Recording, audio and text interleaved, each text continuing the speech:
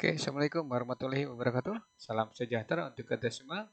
Selamat bergabung kembali di program pembelajaran Fisika Itu Mudah. Oke, kali ini kita akan membahas tentang hubungan antara gerak melingkar dan gerak lurus ya ke dalam aplikasi suatu produk atau suatu alat.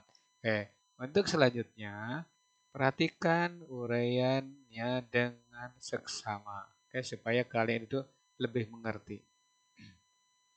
Oke, lanjut. Nah, sekarang hubungan gerak melingkar dan gerak lurus. Contoh misalkan ini ada sebuah benda bermassa M ya, kemudian diputar secara vertikal ya, dengan lintasan seperti digambarkan berikut ya. Jari-jari putarannya atau jari-jari lintasannya kita sebut R ya. Tuh, seperti ini. Nah, suatu saat partikel ini atau benda ini berada di atas di daerah sini. Misalkan sepertinya. Nah, nah, di sudutnya ada theta.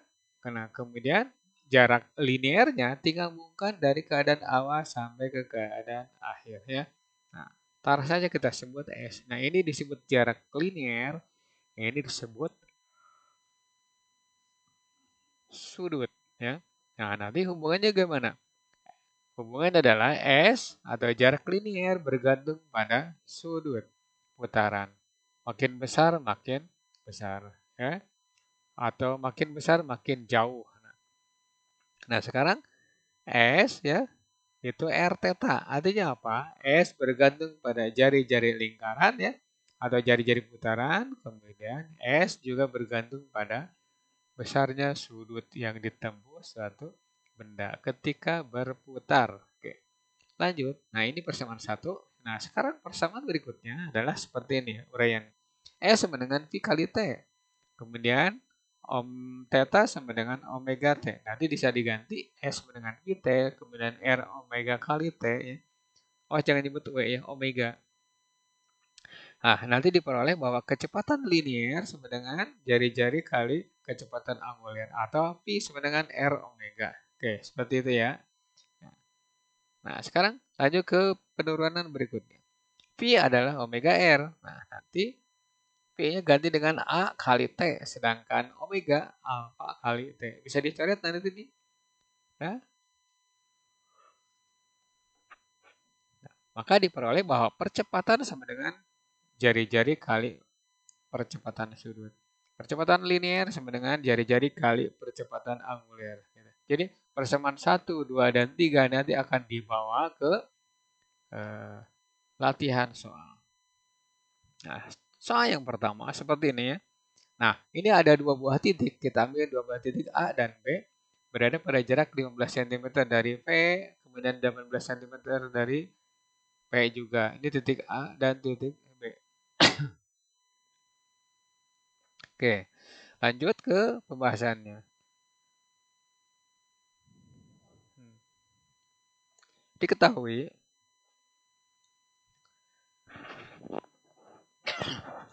RA itu 15 cm, RB 18 cm, kemudian kecepatan angular adalah 12 radian per sekund. Nah, perhatikan nih, kalau berada dalam satu poros atau satu piringan, maka kecepatan angulernya sama atau omega A sama dengan omega B. Nah, itu aturannya. Nah, kita jawab ya. Kecepatan linear A itu tinggal gunakan pi A sama dengan omega R atau R omega. Terserah ya, yang penting ini kita kalau sudah pakai rumus tinggal kalikan aja gitu. 12 kali 15 ya. Oke. Hasilnya 180 cm per sekund. Boleh dalam meter per detik atau 1,8 meter per detik. Oke, seperti itu jawabannya. Nah, sekarang kita lanjut ke pencarian kecepatan linear B. Oke. Rumusnya masih sama, VB sama dengan hanya ganti notasi, VB sama dengan omega kare R atau R omega. Masukkan 12 kali 18. ya. Hasilnya 216 cm per sekon atau 2,16 meter per detik gitu ya. Jadi boleh dikerjakan dalam bentuk MKS atau dalam bentuk CGS, terserah ya, bergantung pada permintaan nantinya. Oke. Itu penjelasan soal nomor 1 yang berhubungan dengan dua buah titik yang berada di dalam suatu piringan atau satu lingkaran. Oke, lanjut. Soal yang kedua, ban mobil. Jari-jari bannya 30 cm dan ketika mobilnya bergerak, kecepatan putaran ban 600 rpm. Rotation per minute. Nah, tentukan kecepatan linier dan jarak yang ditempuh ban mobil detik ke-50. Oke, seperti. Nah, diketahui R, boleh R kecil, boleh R besar. Kemudian omega 600 rpm ganti dengan radian per sekon, jadi 600 kalikan 2 pi dibagi dengan 60 ya, menit ke detik 60. Nah, hasilnya 20 pi radian per sekon. Oke. Nah, sekarang kita jawab.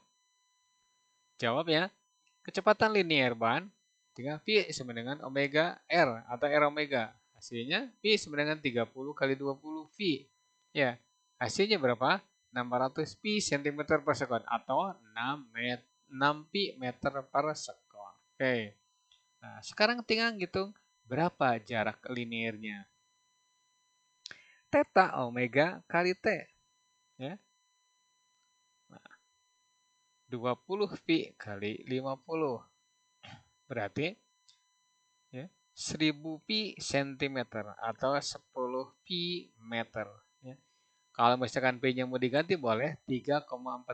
Berarti kalikan 10, 3,14 kalikan 10 berarti 31,4 meter. Ya. Nah, ya, itu jawaban soal nomor 2. Nah, sekarang soal nomor 3. Dua buah piringan A dan B dirangkai seperti pada gambar di bawah. Jari-jari lingkaran piringan A dan piringan B masing-masing 5 dan 8 cm. Tentukan kecepatan linear piringan B jika kecepatan linear piringan A 15 cm per sekon. Ya, ingat nih, pada soal pertama itu ditunjukkan titik A, titik B pada piringan yang sama. Nah, tapi di sini piringannya berbeda. A sekarang menempati atau berada pada piringan kecil, sedangkan B berada pada piringan besar. Nah, kalian tidak usah pusing, yang penting satu poros. Satu poros berarti yaitu sama dengan kepercepatannya. Jadi percepatannya sama. Ya, kita jawab saja langsung. Nah, ingat nih, A dan B itu kecepatan angulernya sama. Kenapa? Karena satu poros. Oke. Nah, sekarang untuk konstruksi seperti ini, poros bersama, maka berlaku ya. Omega A sama dengan omega B. Itu tulisannya. Nah, ganti VA per RA sama dengan VB per RB. Ya. 15 per 5 sama dengan VB per 8. Berarti ini dengan ini dicoret, maka 24 cm per sekon. Jadi ini coret tinggal 3 kali 8, berarti 8 kali 3 itu 24 cm per sekon. Oke, gampang kan? Nah, oke, lanjut ke soal yang keempat. Nah, piringan A dan B masing-masing 10 cm dan 25 cm. Kecepatan piringan A adalah 20 radian per sekon. Tentukan kecepatan anguler piringan B. Nah, di sini ada A dan B. Ingat, ini bersentuhan pinggirnya. Berarti kalau bersentuhan pinggirnya, ya, itu berarti keduanya, ya, keduanya memiliki kecepatan linier yang sama. Ya, kalau satu poros, kecepatan anguler yang sama. Kalau beda poros, berarti kecepatan anguler berbeda. Ya, atau kecepatan liniernya sama, anguler berbeda. Oke, lanjut. Nah, oke, jawab. Ingat ya, pi A itu sama dengan pi B. Kecepatan linier sama, kecepatan anguler beda. Masuk kan? Omega RA sama dengan omega B RB. Ya. 10 kali 20 nih. 10 kali 20. Nah, dibagi dengan 25. Nah, berarti WB atau omega B itu 200/25 atau ya, 8 radian per sekon. Nah, gampang kan? Oke. Tuh. Yang penting kalau satu poros berarti kecepatan sudut sama. Kalau beda poros, walaupun kecil, tetap kecepatannya ya. Kalau beda poros, kecepatannya sama. Satu poros kecepatan angulernya sama. Oke. Was ketukar ya. Oke. Lanjut.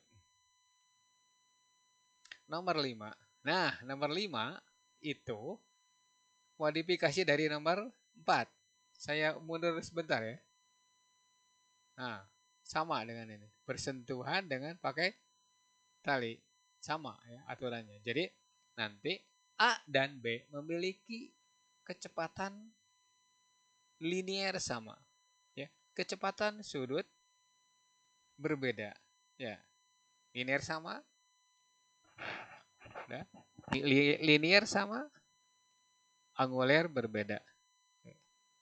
Ayo lanjut.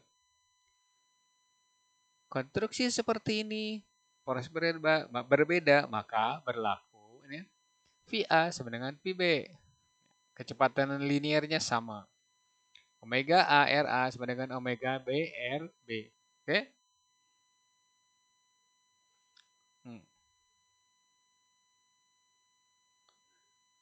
Masukkan nilainya. Omega A kali 5. Ya.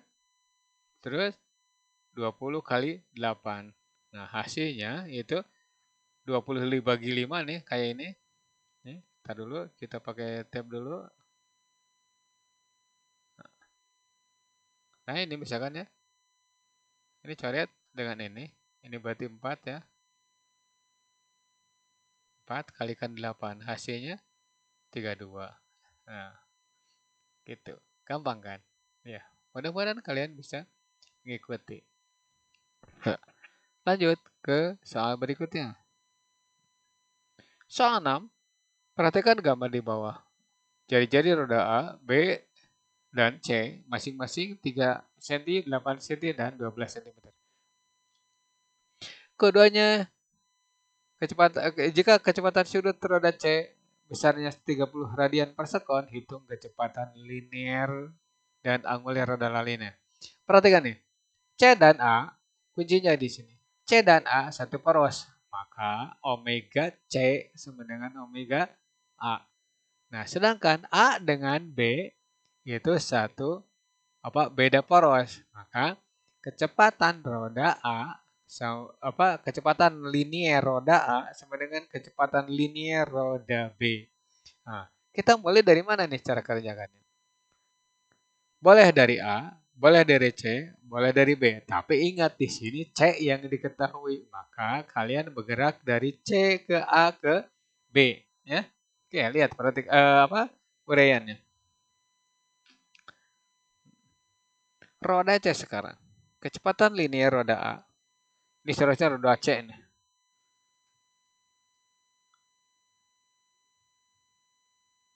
Nah, ini C nih.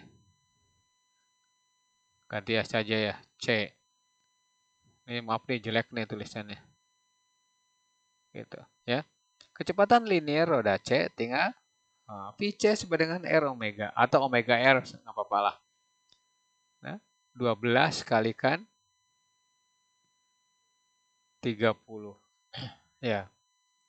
Hasilnya 360 cm per sekon atau 3,6 meter per detik. Oke. Sekarang roda B. Ini roda A lagi. Roda B ini ya. Terus. Iya benar. Roda A itu berarti ya, kecepatan angulernya sama dengan C. Berarti tinggal omega C sama dengan omega A. Jadi kecepatan sudut C sama dengan kecepatan sudut A. Sehingga nanti omega C sebenarnya dengan omega A. Ya, ganti. Ya, ganti. Nah, karena di sini omega C ada nilainya ya 30, maka nanti omega A bisa dicari ya. Gitu. 30 radian per sekon. Oke, lanjut ke pembahasan kecepatan linier roda A. Udah, tinggal pi sama dengan omega kali R ya. Atau R omega. Oke. Masukkan nilainya 30 kali 3 ya. 30 kali 3 berarti 90 cm per sekon. Ya. Nah, lanjut.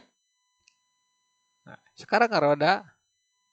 Nih, rodanya ganti lagi nih. Roda B ya.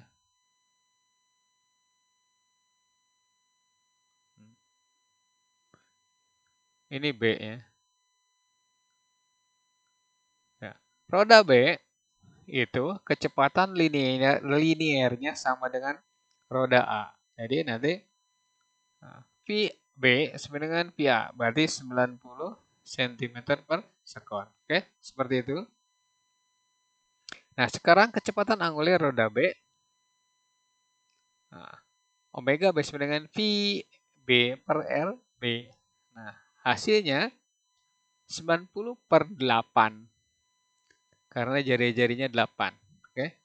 Nah, nanti dapatnya 11,25. Saya menggunakan kalkulator ya. Karena pembagiannya agak mumet gitu kalau mau dipercepat. Oke, itu sampai soal nomor 6. Mudah-mudahan kalian mengerti ya. Kalau tidak mengerti, bahas lagi, lihat lagi ya. Telaah apa yang diuraikan pada bab pokok bahasan tapi hubungan antara gerak melingkar dengan gerak lurus. Oke. Nah, next video yaitu kita beralih ke bab baru yaitu memadu gerak. Nah, atau gerak parabolic motion atau gerak pada dua dimensi itu. Oke. Seandainya video ini bermanfaat untuk kalian semua dan dapat meningkatkan pengetahuan juga, silakan tinggalkan pesan berupa likes, komen, dan subscribe serta share video ini ke teman kalian supaya mereka juga ikut mempelajari tentang aplikasi gerak melingkar ke dalam perhitungan. Mohon maaf pada penyajian ini banyak kesalahan ya, terutama dalam tulisan dan angka hasil perhitungan. Billahi taufik wal hidayah. Wassalamualaikum warahmatullahi wabarakatuh.